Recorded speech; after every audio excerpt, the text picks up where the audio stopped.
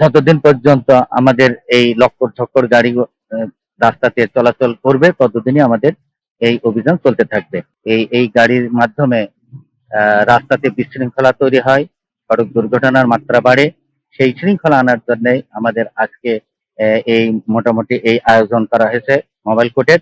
তো আমরা আজকে এখানে মোবাইল কোর্ট চলাকালীন সময়ে মেয়াদোত্তীর্ণ গাড়ির তেমন কোনো ইয়ে পাওয়া যায়নি।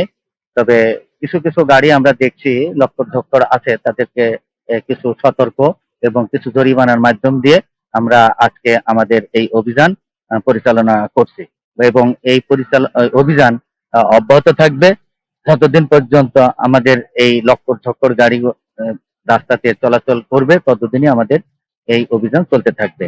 তো আহ, আশা করি যে এখানে আমাদের মোবাইল কোর্টে ম্যাজিস্ট্রেট মহোদয়, আমাদের শ্রমিক ইউনিয়নের প্রতিনিধি, মালিক সমিতির প্রতিনিধি, বিআরটির প্রতিনিধি সহ আমরা এই অভিযান চলমান আছে এবং সামনের দিকে চলমান থাকবে।